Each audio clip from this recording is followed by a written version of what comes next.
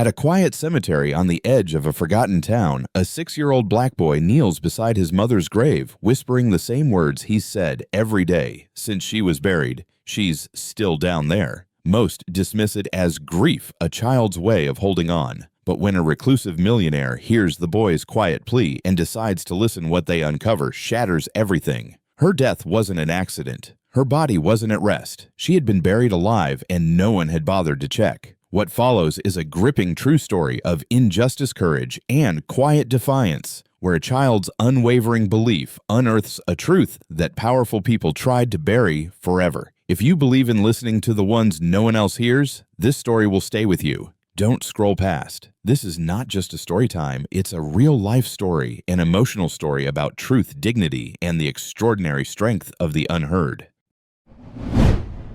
It was a gray afternoon in Stillwater, the kind of gray that didn't just cover the sky but settled into everything: trees, sidewalks, breath. The wind moved slow but steady across Edgemont Cemetery, pushing brittle leaves in hesitant circles and rattling the old iron gate like it had something to say, but had forgotten the words. Toward the far edge of the grounds where the graves got older and the names harder to read, a boy sat still beside a modest headstone. His coat was 2 sizes too big, zipped high and stiff around his small neck. His name was Luca Bailey, and he had been coming there every day since they put his mother in the ground. He didn't cry. He didn't move much either. His eyes stayed fixed on the dirt like he expected it to move. In his small hand was a bit of grass he'd pulled up without thinking, his knuckles raw from the cold. "She's not gone," he whispered. His voice didn't shake, but it didn't sound strong either. "I can feel her. Right under here." No one answered. The cemetery was quiet except for the distant hum of cars and the sound of dry branches creaking in the breeze. People passed through Edgemont, but they didn't stop where Luca sat.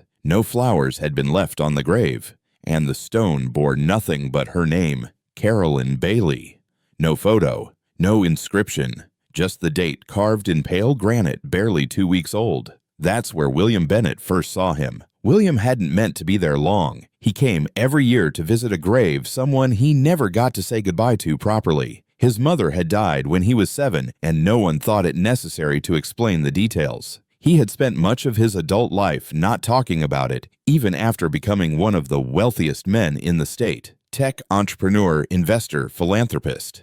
People liked to think they knew him. But nobody knew that every November he walked past the manicured rows and knelt before a plain marker just to say things he never got to say when it mattered. He saw Luca out of the corner of his eye as he was leaving, a child sitting alone by a fresh grave. He should have kept walking, but something in the way the boy sat silent, not slouched, but tense, like he was holding something in his chest that no one could help him carry, made William stop. He stood a few steps behind him for a moment, just observing. The boy hadn't heard him. William was about to say something polite, something forgettable, when Luca spoke again. "Do you know how to tell if someone's still breathing underground?" William froze. The question hit him like a sudden shift in air pressure. He took a slow breath and stepped closer. "No," he said, gently crouching beside him. "That's not something a little boy should have to wonder about." Luca didn't flinch, but he looked up with eyes that were too red to be dry and too wide to be at peace. His voice came again, quiet but edged.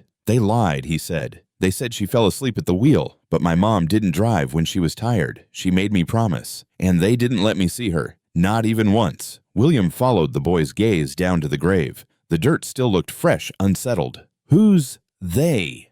he asked. "The people at the place she worked, the man with the shiny teeth, and the woman who always talks like she's happy, even when she's being mean." Luca's words were sharp and specific, not the vague talk of a grieving child. He sounded like he'd gone over them again and again until he knew them by heart. "Do you remember their names, Mr. Butler?" "Miss Shaw." William blinked. That first name hit him harder than he expected. Dermot Butler. It had been years, but the name stuck. Butler ran the Magnolia Center, an elder care facility William had once donated to during a public fundraising drive. The place had promised dignity, care, comfort, the kind of ideals you put on brochures but didn't always follow through with. William had toured the building once. There were smiling residents and laminated mission statements in every hallway. But he also remembered something else, the hollow sound of footsteps on the vinyl floor, and how staff never seemed to look anyone in the eye for too long. "What makes you think she's still alive?" William asked, keeping his voice low. Luca set his hand flat on the dirt. He didn't look up. Because I dream about her. Every night. And in the dream, she's calling for me. Not gone. Not even scared. Just waiting. They sat in silence. The kind of silence that says more than any sentence ever could. William didn't speak. He didn't know what to say. He just watched the boy, his small fingers pressed into the earth, like it might answer back. I used to dream about my mother too, William said eventually. She died when I was your age. Luca turned to him slowly. There was no disbelief in his eyes, only the flicker of recognition. Did you ever feel like no one believed you all the time? The moment held. Then the wind shifted and Luca looked away. If someone put her here just to make her disappear, he said, voice lower than ever, is that murder? William felt his chest tighten. The question came out soft, but it landed hard. He looked at Luca more closely this time, and what he saw wasn't just sadness, it was betrayal. A child burdened with questions that should belong to adults. A kid who had already learned the world wouldn't protect him unless he demanded it. It is, William said. And if that's what happened, someone should know. Luca didn't nod. He didn't say thank you. He just whispered, then dig her up. William stood slowly, unsure why his hands were trembling. The boy stayed kneeling. The wind moved again, stronger now, scattering leaves across the stone. Behind them, an older woman walked up the path with a watering can in hand. She was thin, with worn shoes, and a slow, steady step. She glanced at Luca, then at William. He's been coming here every day, she said softly. Always says the same thing. My mom didn't die right. William swallowed the lump in his throat. He couldn't say anything back. For the first time in years, something in him cracked, not from sadness, but from recognition. That look on Luca's face, the stillness, the desperation shaped like hope.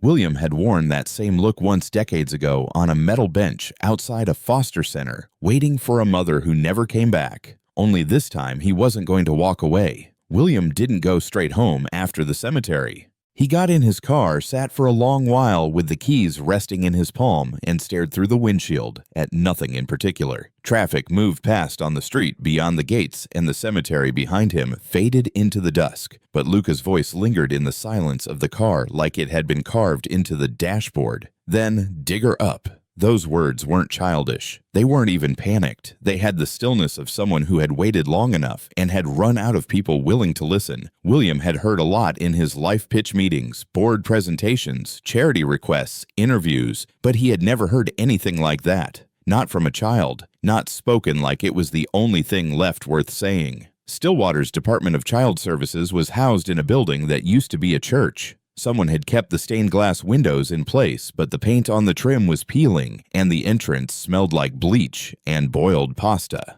It didn't take long for William to find the receptionist, a woman in her 40s with tight blonde curls and a voice that sounded like it had been trained for customer service but had stopped trying around year 6. Her name tag read Stephanie. Her tone changed the moment he introduced himself. "You're Mr. Bennett," she said, drawing out the last name like it was supposed to impress her. "Well, that's something. You're not family though, right?"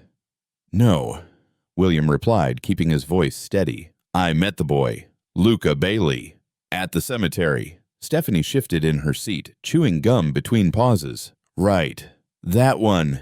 He's been through a lot, but he's kind of, dramatic." William didn't blink. "He says his mother didn't die the way people say she did."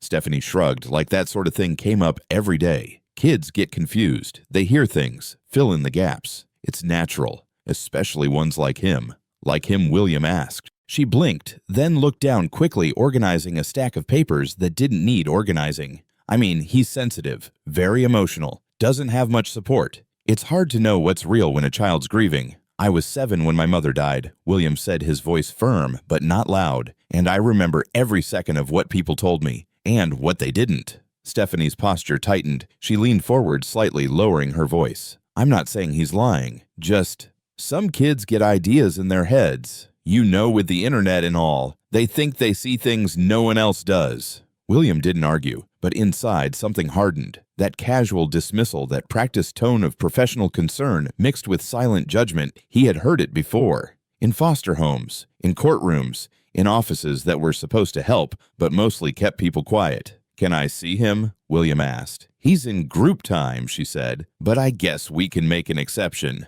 Downstairs, the lights were dimmer, and the air smelled of old carpet. A group of children sat cross-legged in a circle, their voices low, their bodies fidgety. Luca wasn't among them. Stephanie led William down a narrow hallway past a cracked bulletin board and a door that creaked when she opened it. Inside was a small room with 2 chairs, 1 window, and a single bookshelf filled with outdated paperbacks. Luca sat on the floor near the window, drawing on a scrap of paper with a dull pencil. He didn't look up when William stepped in. Stephanie cleared her throat. "You've got a visitor." Then she left, pulling the door closed behind her. William waited a beat before stepping closer. "Hey," he said quietly. Luca looked up slowly. His face was unreadable. "I didn't tell anyone," the boy said. "Like you asked." William nodded and sat down in the nearest chair. "You didn't have to. I came back because I wanted to."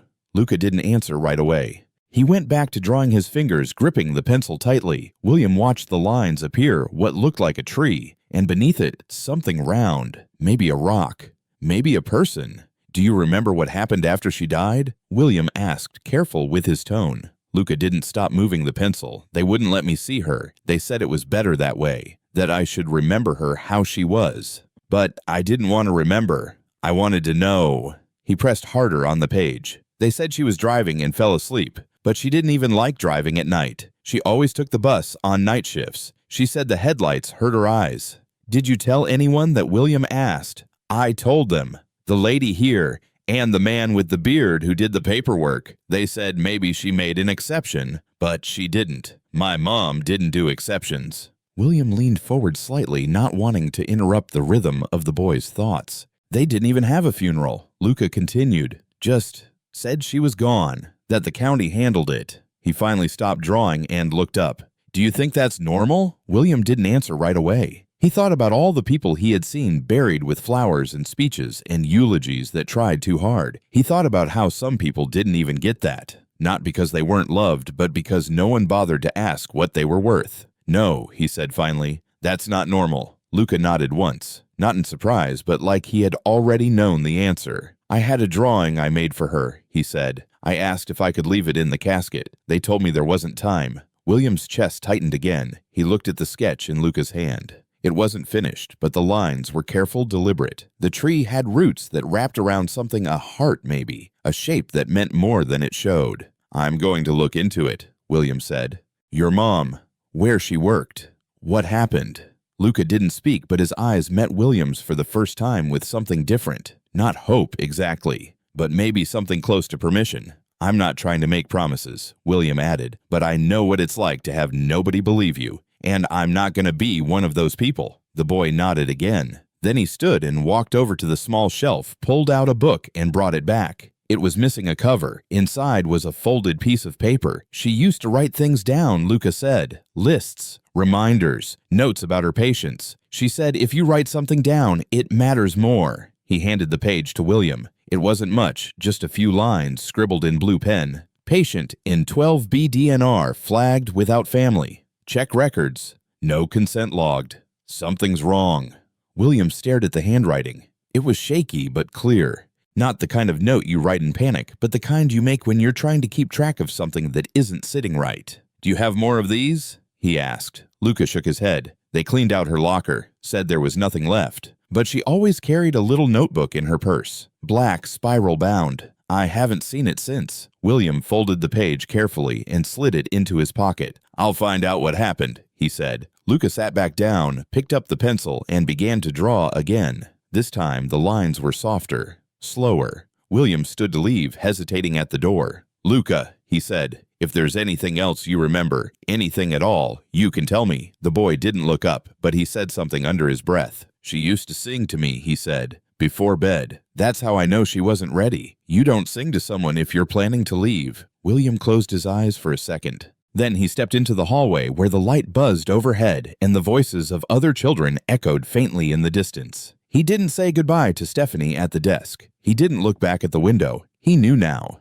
This wasn't just a case of grief talking. There was a thread here, thin, quiet, but real, and he was going to follow it. The next morning brought a cold, sharp clarity, the kind of air that made you breathe a little deeper, whether you wanted to or not. William Bennett stood across the street from the Magnolia Senior Living Center, cherished, watching the front entrance like it might reveal something on its own. The building wasn't new, but it had been renovated to look pleasant, stone veneer, trimmed hedges, a sign with gold lettering that read, "Care, Dignity, Peace." William had been here once before years ago for a donor event with champagne and handshakes. Back then, the place had seemed polished professional. Now, standing under a pale sky and watching the automatic doors open and close for nurses and food deliveries, he saw something else, something too clean, too quiet. Inside, the lobby was warm but sterile. A receptionist behind the desk greeted him with a smile that didn't quite reach her eyes. She was young, mid-20s maybe, and her uniform was perfectly pressed. Her name tag read, Shaw. "Can I help you, sir?" "Yes, I'm looking for someone who used to work here. Carolyn Bailey." The smile faltered just for a second, like a curtain tugged by a breeze. "I'm sorry, but we don't give out information on former employees. She passed away 2 weeks ago. I'm not asking for personal records. I just need to know who worked with her, who saw her last." Ms. Shaw straightened a file folder on her desk. "Well, I wasn't on shift that night. I can't really say. Can I speak to someone who can?" She glanced over his shoulder as if hoping someone else would walk in and distract him. "Sir, I don't mean to be difficult, but this is a care facility. We have rules." "I understand," William said, "but I think someone here might know why a woman who flagged patient irregularities just days before her death was found in a ditch and buried without a proper investigation." The sentence came out low and steady, but it hit the space between them like a dropped weight. Ms. Shaw's posture tightened. "I'm not sure what you're implying." "I'm not implying anything. I'm asking." She looked down at her desk again, this time longer than before. "There's someone on hospice rotation this week," she said eventually. "She used to work nights with Ms. Bailey. Tina Morales. She's on lunch break in 15 minutes. You can wait outside." William nodded once and stepped away. He found a seat near the window beside a potted plant that looked more plastic than real. The room smelled faintly of lemon cleaner and something older beneath it, time maybe. He watched the hallway across the lobby where nurses passed by without noticing him. Everyone moved quickly, efficiently, like they had places to be and no time to stop.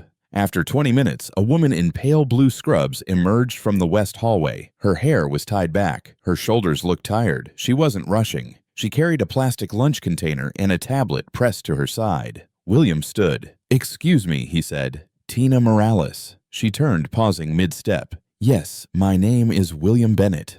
I'd like to talk to you about Carolyn Bailey." Her expression changed instantly. Not surprise, not panic, just something raw grief maybe, or the quiet pain of someone who'd already replayed this moment in her head, but hoped it wouldn't come. She glanced around and then nodded toward the side entrance. "There's a bench out back." They sat beneath a thin tree that hadn't fully turned color yet. The sun was trying its best to show up, but hadn't quite succeeded. Tina opened her lunch, but didn't touch it. "You knew her?" William asked. "I worked nights with her for over a year." "What was she like?" Tina smiled faintly, not with amusement, but with memory. "She was steady. She wasn't loud, didn't gossip. The kind of person who'd check on your patient, even if you forgot. She brought muffins every Friday because Mr. Harlan in 12A couldn't sleep unless the room smelled like cinnamon." William didn't interrupt. "She wasn't weak, if that's what people thought," Tina added. "She just didn't yell. And around here, that means people think you're easy to ignore." Was she easy to ignore?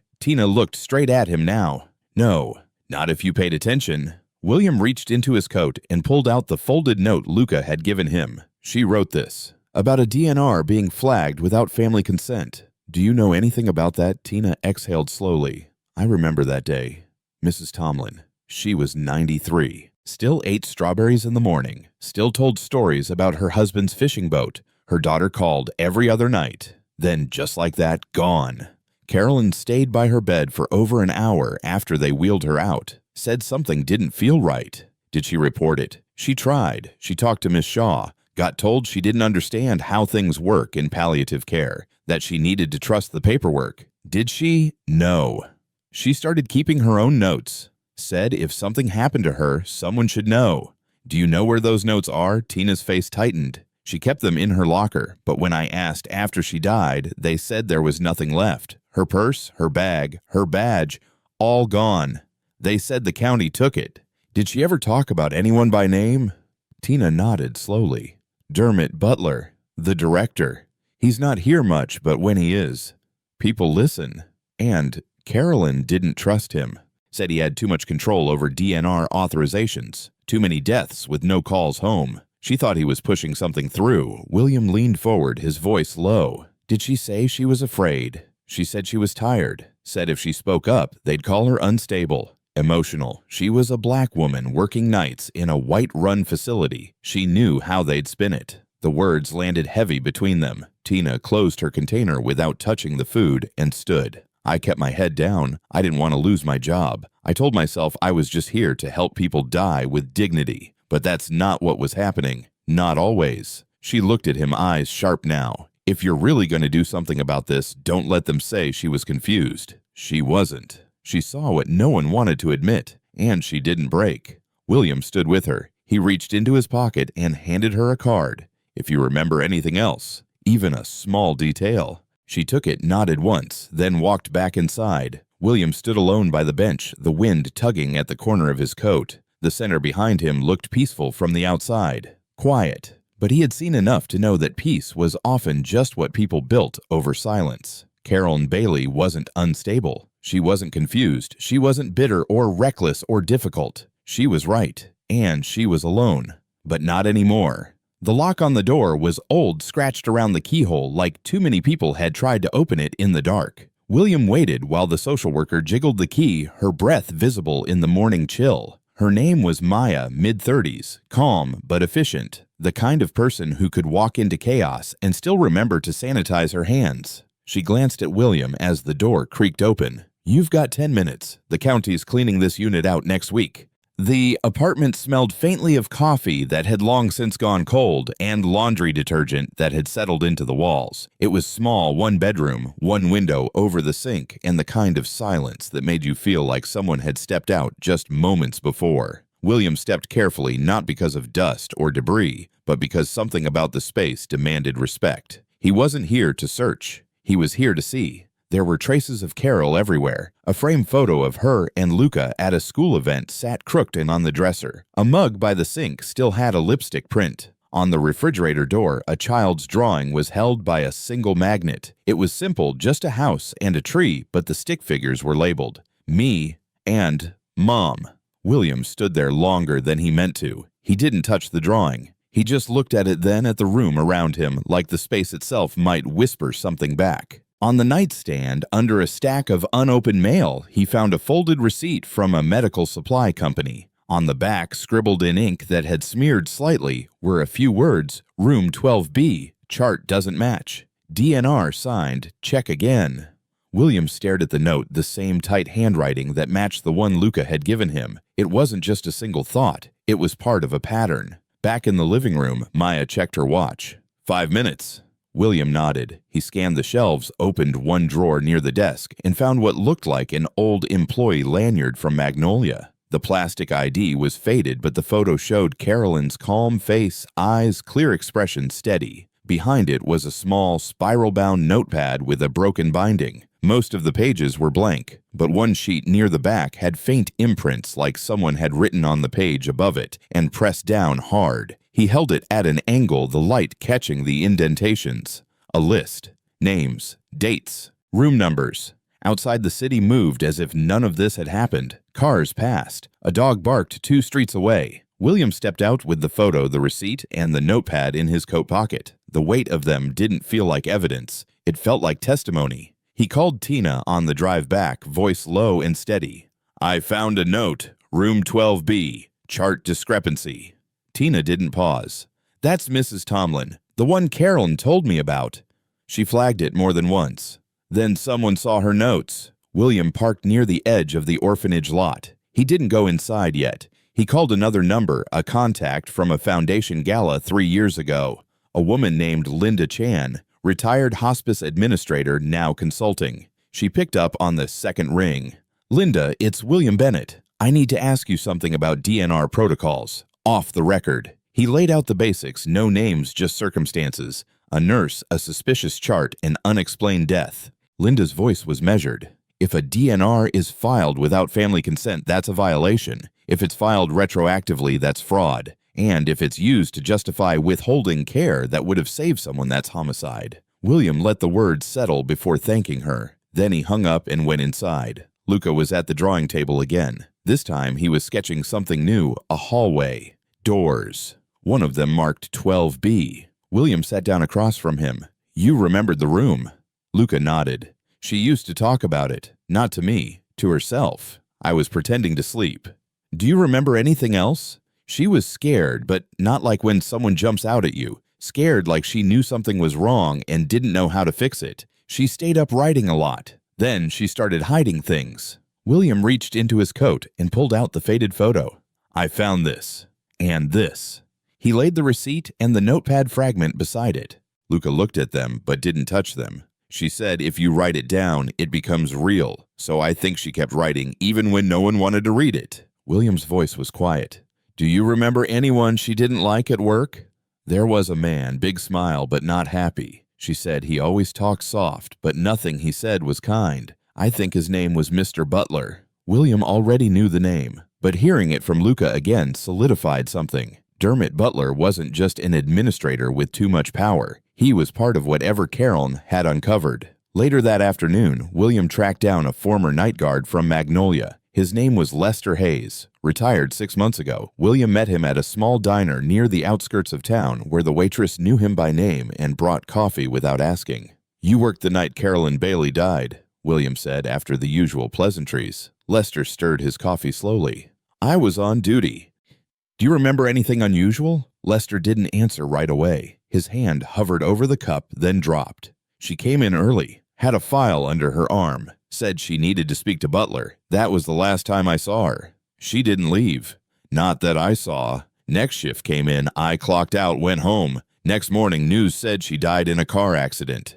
Did anyone question it? Lester shook his head. People don't question much around Butler. William leaned in. You knew something felt wrong. Why didn't you speak up? Lester's eyes met his. Because when a black woman dies quietly in a system run by white men who write the rules, nobody wants to hear how loud the silence actually is. William didn't argue. He just nodded. They'll hear it now. He left the diner with the kind of resolve that doesn't shout. It just moves forward one step at a time. Carolyn had left behind just enough for someone to follow, and William wasn't going to stop until he did. The dining room at Tina Morales' apartment was small but filled with quiet purpose. The table cluttered with folders, old shift reports, and patient notes had become a kind of war room. Tina sat across from William, her eyes sharp behind reading glasses as she flipped through a printout of old patient records. William leaned over a spreadsheet he'd compiled from Carolyn's scribbled notes and the imprint from the spiral-bound pad he had found in her apartment. Each name, each room number, each time of death, it all fit too easily, too quietly.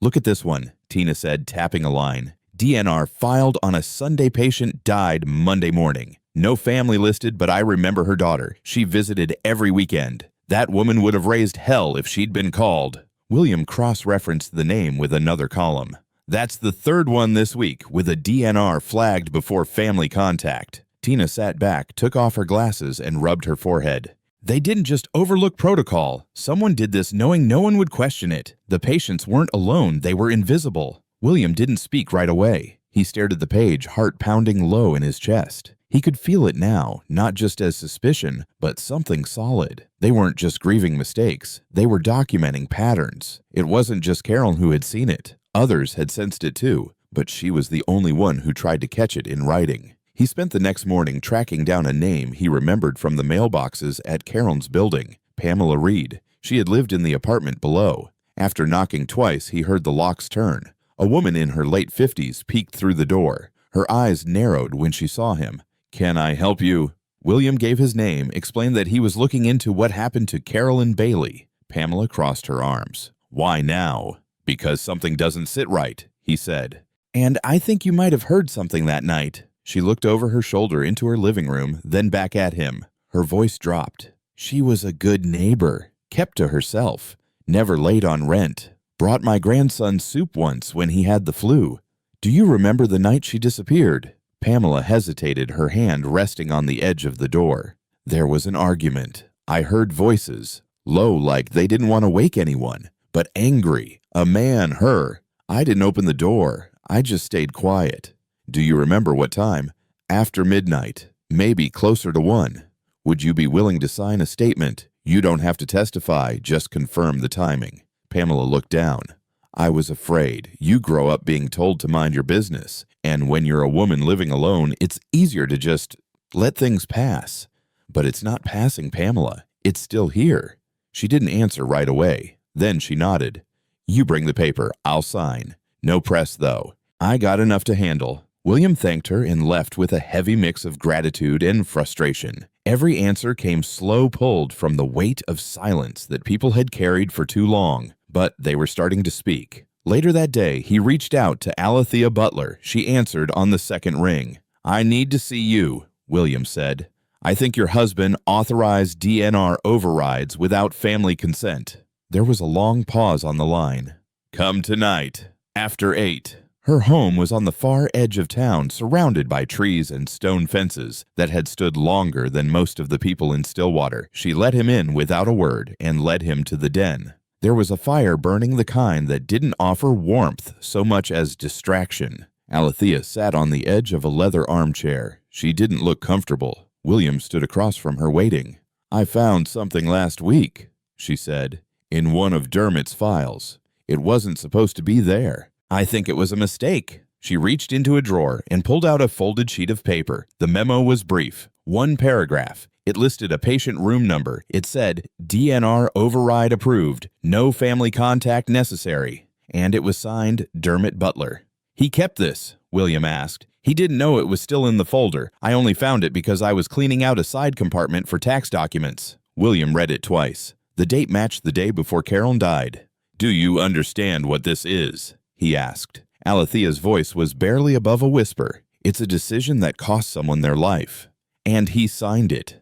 He's been doing this work for a long time, knows how to talk his way around things. He says patients without family suffer more drawn-out pain, that he's helping, but it's not his call, and he knows it. William's hands tightened around the paper. I need your permission to use this. Not publicly, not yet, but legally. This could trigger a review. Maybe a formal inquiry. Alethea nodded, then met his eyes. She helped my mother. Did you know that stayed late brought extra blankets read to her when the others said it wasn't worth the time? I never thanked her, and now she's in the ground while my husband pretends none of it matters. William folded the memo carefully. She matters now. He stepped out into the night with the document in his coat. The air was damp and cold, the kind of cold that clung to your hands even after you got in the car. He sat there for a moment, the key in the ignition not yet turned. Across the dashboard, the memo sat like it had weight far beyond its paper. No family contact necessary. That was how they buried people. That was how Carolyn Bailey disappeared without anyone raising hell. Until her son said no. William started the car. The trail wasn't quiet anymore. It took 2 weeks of silent maneuvering of phone calls made in the early hours and legal requests filed with words like discrepancy and special circumstance to reach the point where anyone would even entertain the idea of disturbing a grave. The permission had to come from a family court judge who owed Alethea Butler a favor from a different life, and the cost of the private exhumation came directly out of William Bennett's own foundation, no questions asked. There was no press, no crowd, no ceremony, just a small crew, a forensic pathologist, and the kind of morning sky that stayed gray long after the sun had risen. The air at Edgemont Cemetery was colder than forecasted, damp, still. William arrived first. Officer James Rowe followed shortly after, a clipboard in hand, his expression unreadable but not indifferent. Doctors. Helena Bishop arrived last, early 60s white braid down her back. Sharp eyes, the kind of woman who had spent her entire career cutting through excuses to find facts. She didn't ask why they were there. She had already read the memo. She just nodded, one step to the edge of the grave, and said, "Let's begin." The dig was slow, methodical. 2 forensic techs worked with handheld tools, brushing soil gently away as if the earth itself might recoil. No one spoke unless they had to. William stood a few feet back, arms folded, heart steady but heavy. Every few minutes he checked the slope of the hill leading to the cemetery gate. He hadn't asked Luca to come. He didn't think the boy would want to, but he also knew better than to assume. At 9:30, a small figure appeared near the gate. Luca, coat zipped to the chin, stood still for a moment before walking forward. He carried nothing except a folded piece of paper in his coat pocket and a crumpled cloth in his hand. William met him halfway. "You don't have to be here," William said softly. Luca looked up, not afraid, not angry, just clear. "I already was. Every day."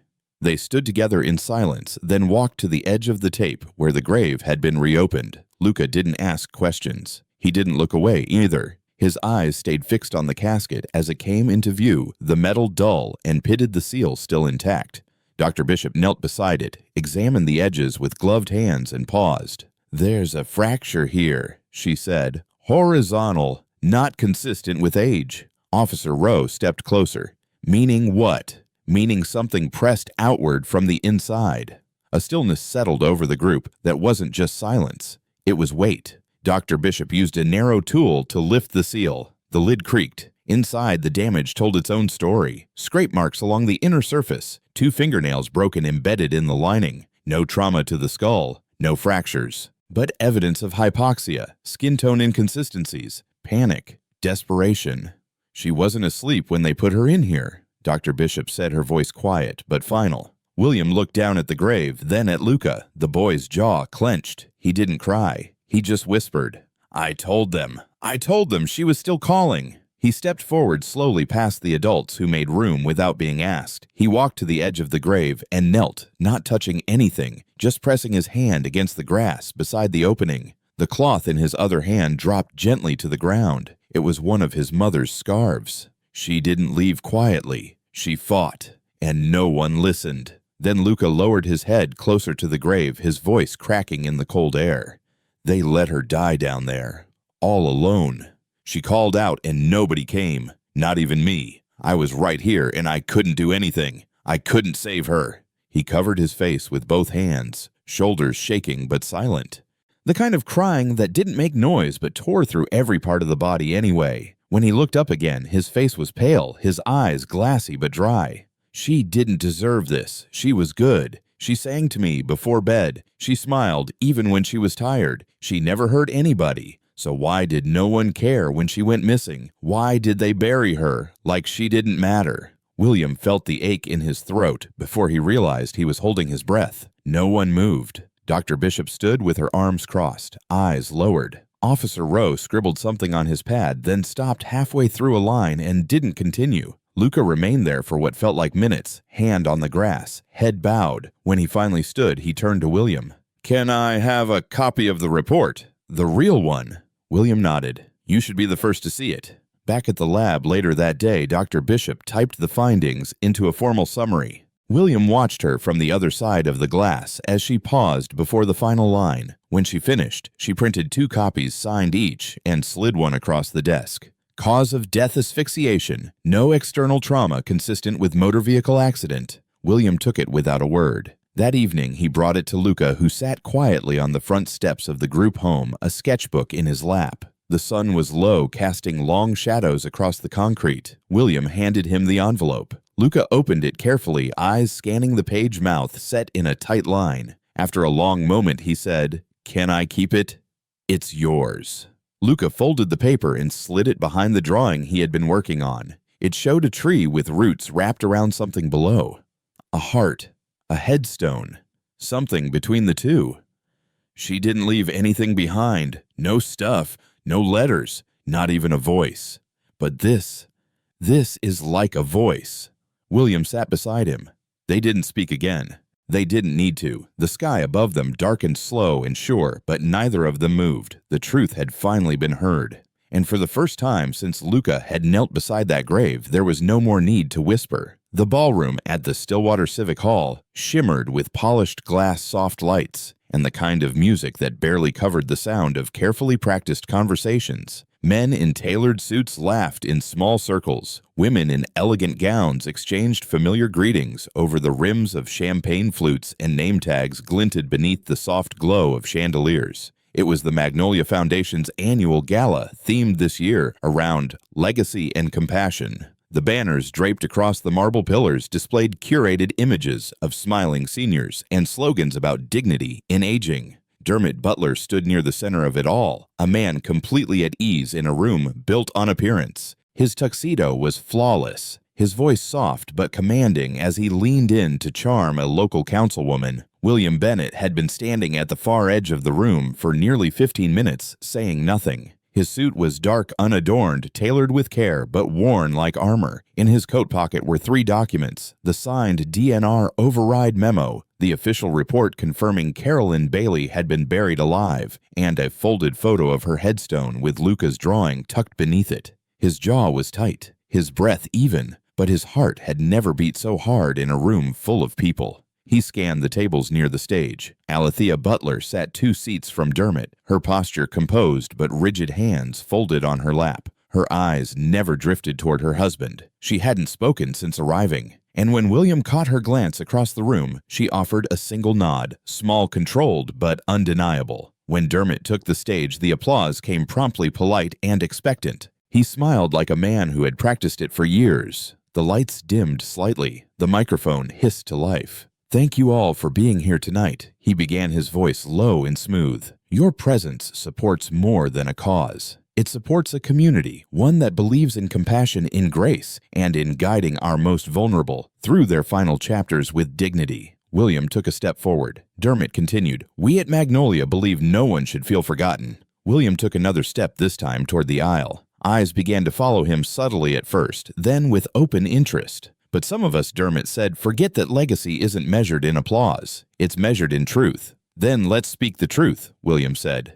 The room fell quiet. The microphone picked up his voice clearly. Dermot paused. The lights, the music, the champagne, none of it shielded the weight of those words. "Excuse me," Dermot asked, eyes narrowing just slightly. William walked to the foot of the stage. He didn't raise his voice. He didn't need to. 2 months ago, a nurse named Carolyn Bailey died. Her death was ruled an accident, but yesterday that assumption was proven false. He reached into his coat and pulled out the report, unfolded it, and held it in both hands. Dr. Helena Bishop, forensic pathologist, confirmed that Carolyn Bailey was buried alive. No evidence of a car crash, no head trauma, only panic. Scratches on the inside of the casket, broken fingernails, asphyxiation. That's what killed her. Gasps echoed around the room, first in scattered pairs, then like a wave. Chairs shifted, eyes turned. The string quartet stopped playing mid-measure. William continued steady. This wasn't just a mistake. It was a consequence of policies, of decisions, of silence. A signed DNR override dated the day before her death. He pulled the memo from his pocket and read the last line aloud. "No family contact necessary. Final action cleared." Signed by Dermot Butler. All movement in the room stopped. Dermot laughed softly, stepping forward as if to diffuse a misunderstanding. "William, I know you've been under pressure lately. I understand grief, but this isn't the time or the place. Is there ever a right time to talk about a woman who was buried alive?" William cut in. Dermot's face tightened, his jaw moving once before he composed himself. "You're taking something out of context." A voice from the back. "Is this true?" Another. "How many DNRs did you sign? Someone else? Who else died this way?" The murmurs turned into a current of demand. William didn't smile. He simply turned to the room and let it breathe. Then Alethea stood. She took a step toward the microphone, and Dermot instinctively reached to stop her. She didn't flinch. "I stayed silent for too long," she said, her voice clear. "I wanted to believe my husband was protecting patients, that his decisions were justified. But the truth is, a woman warned him, and he buried her for it." Dermot's face paled. "Alethea." "No," she said firmly. "No more pretending." William stepped back. Officer James Rowe entered quietly from the side, approaching Dermot without fanfare. "Sir, we need to ask you some questions. I suggest you come with us." The room was silent. No music, no applause, just the sound of a man walking slowly off a stage he had once ruled. At the edge of the ballroom, Luca stood next to William. He hadn't said anything since they entered, but as Dermot passed, escorted calmly, Luca looked up. His voice wasn't loud. It didn't need to be. "I didn't start this," he said. "You did. I just refused to let it stay buried." Dermot didn't respond. He didn't look down. He just kept walking. Across the room, people whispered. Some avoided eye contact. Others stared openly ashamed, curious, or simply stunned. A donor left his seat. A senator turned away from the cameras. But William stood still. "She wasn't unstable," he said now to the room. "She wasn't angry. She wasn't confused. She was right, and she deserved to be heard." A hand reached for his. Luca steady, holding tight. Now she is, the boy said. And this time no one interrupted him. The courthouse press never showed up for Dermot Butler's hearing. No cameras, no protests, no placards. Just cold hallways, clipped voices, and the sound of shoes echoing on tile. It was exactly how he would have wanted it. No spectacle, no attention. But it was too late for control. The report had been filed. The names had been verified, and the district attorney's office had quietly opened an investigation not only into the death of Carolyn Bailey, but into 12 other cases flagged with similar irregularities. The word pattern came up more than once. So did willful negligence. So did homicide. William declined every interview. He didn't care to speak on camera or pose with headlines. His voice had already done what it needed to do. Now it was time to listen to what would come next, to what Luca might say, and to what no one else had bothered to hear before. The noise of the public could wait. The quiet things mattered more. They moved into a house at the edge of town, not large, not new, but warm in the way that comes from lived-in spaces. 2 bedrooms, 1 tree swing, and a porch that faced west where the sky always seemed to soften before it got dark. William didn't decorate much. He left space for Luca's drawings, for quiet, for change. The boy didn't call him Dad. He didn't have to. He no longer flinched when William reached for his hand. Every Sunday morning they made pancakes. Luca insisted on slicing the strawberries himself, even if the cuts were uneven. William didn't correct him. One morning, as the boy wiped juice off his fingers, he said softly, "She used to let me do this. My mom. She said it was okay if the slices were messy. That's how you know they're real." William nodded, swallowing the lump that always came when Carolyn's name returned like that. Not tragic, not broken, just as part of life. That he thought was its own kind of healing.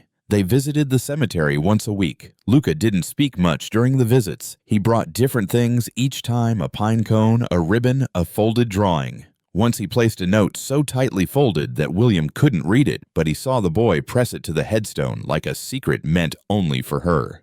On one such visit, Luca sat beside the stone and said, almost matter-of-fact, "I don't dream of her the way I used to." William glanced over. "Does that make you sad?" The boy thought a moment. "No, I think maybe she dreams of me now." At school, Luca kept to himself but wasn't withdrawn. His teacher emailed once to say he didn't talk much in class but had started drawing again. Whole scenes, forests, people, houses made of light. One day, when a classmate cried after recess, Luca had just sat next to him, not saying anything, but staying until he stopped. William smiled quietly when he read that. It sounded like his mother. Late one afternoon, while sorting through mail, William found a small, folded paper on the counter in Luca's handwriting. It read, "You don't have to be scared that I'll leave. I know you won't." We both stayed. He stood there holding the paper for a long time. Then he placed it in a drawer with his mother's watch and Carolyn's obituary, the one he had rewritten himself, beginning not with how she died, but how she lived. Sometimes William would sit on the porch in the evenings with a cup of coffee and watch Luca swing under the oak tree. His hair would tangle in the wind and his laughter would rise like something that had been reclaimed. Neighbors passed and waved. A few knew the story. Most didn't. But none of that mattered. What mattered was the boy had learned to swing again,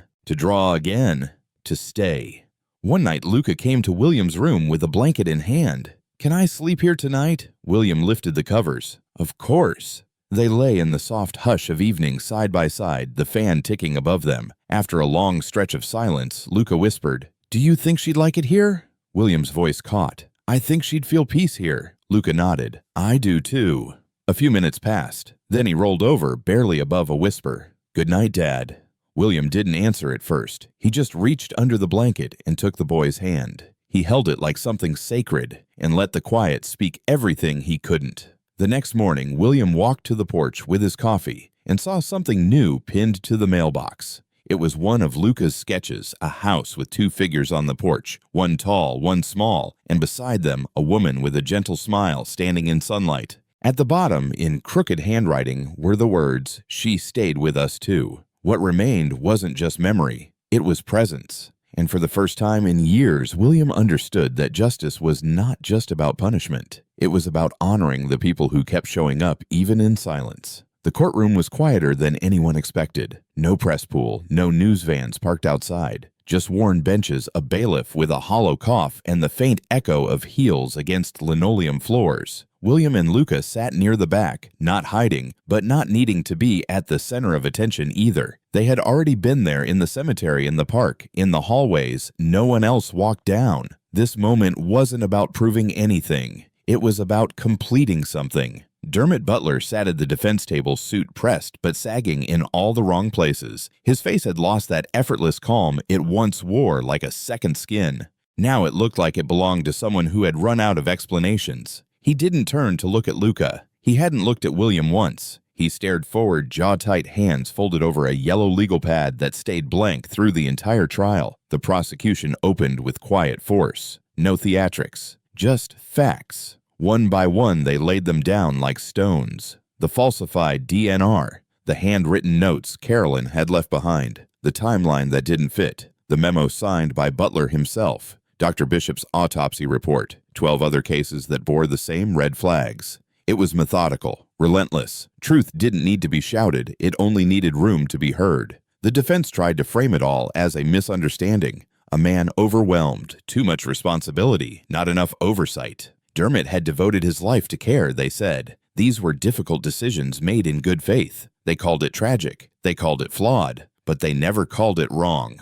They never said the word guilty. When it came time for witnesses, Tina Morales took the stand first. Her voice trembled at the start, but found its rhythm when she described how Carolyn used to stay late for patients, how she flagged things others ignored, how she whispered one night over vending machine coffee, "If something happens to me, I want someone to know." Then came Pamela Reed, hands clenched, eyes down. She testified to the voices she heard that night, a man's tone. Carolyn's resistance. She said she didn't open the door because she didn't know if she could help. Now she knew she could have. Alethea Butler walked to the stand like someone carrying something fragile and heavy at the same time. She told the court how she found the memo, how she'd been silent too long, how she had watched her husband speak of grace while using policy as a weapon.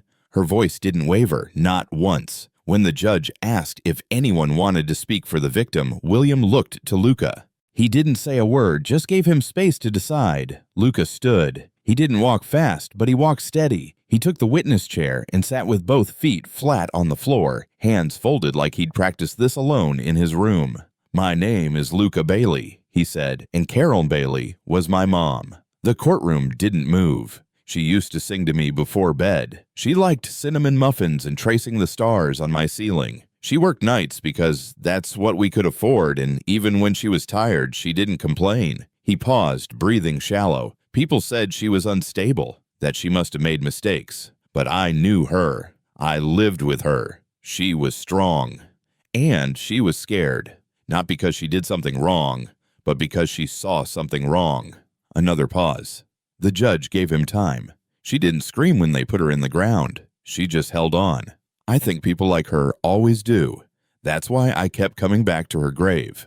Not because I thought she was still alive, but because I knew she hadn't given up, and I didn't want her to feel like I had. He looked over at Dermot, then just once. "I didn't do this to punish you. I did it so she wouldn't be forgotten." The room didn't clap. It didn't need to. The judge called a recess. William helped Luca down from the stand. The boy didn't cry. He just sat beside William, his hand resting on top of the folded drawing he always kept in his coat pocket. When the verdict came, it landed like a door, finally closing. Dermot Butler guilty on 2 counts of second-degree murder, 12 counts of criminal negligence, and obstruction of justice. Sentenced to 27 years in federal custody. No eligibility for parole in the first 12. He didn't flinch. He didn't speak. He just stood when asked, nodded once, and was led away. Outside the courthouse, the afternoon light stretched long across the steps. William and Luca stood together near the spot where months before a paper bag had been left for a boy with nothing to hold on to. Luca sat down, legs swinging slightly above the pavement. "Is it over now?" he asked. William sat beside him. "The worst part is, the rest will take time." Luca didn't answer. He just leaned against William's arm, quiet, steady breathing, like someone who could finally exhale. Justice had come.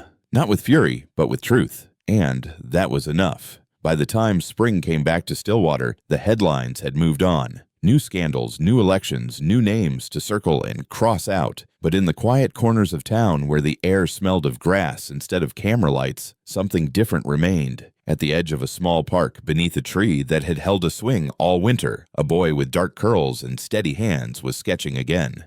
The paper in his lap fluttered slightly in the breeze, but he pressed his fingers against the corners to keep it grounded. Across the page, he had drawn a house with open windows, a tree beside it, and 3 figures beneath the shade, one tall, one small, and one standing just behind them, her outline faint, but anchored in light. On the back, he wrote, "For those who stayed." William watched from the porch with a cup of coffee, the kind that had cooled long before he realized he wasn't drinking it. He hadn't said much to Luca that morning, didn't need to. The boy had woken early, grabbed his sketchbook, and headed out with that quiet purpose William had come to recognize. Not urgency, not distraction, just clarity. He stepped down the porch stairs, after a moment walked slowly to the tree, and sat beside Luca without speaking. The boy didn't stop drawing. "Your lines are more confident now," William said eventually. Luca nodded, erasing a single stroke, then redrawing it. "She used to tell me not everything has to be perfect, just honest."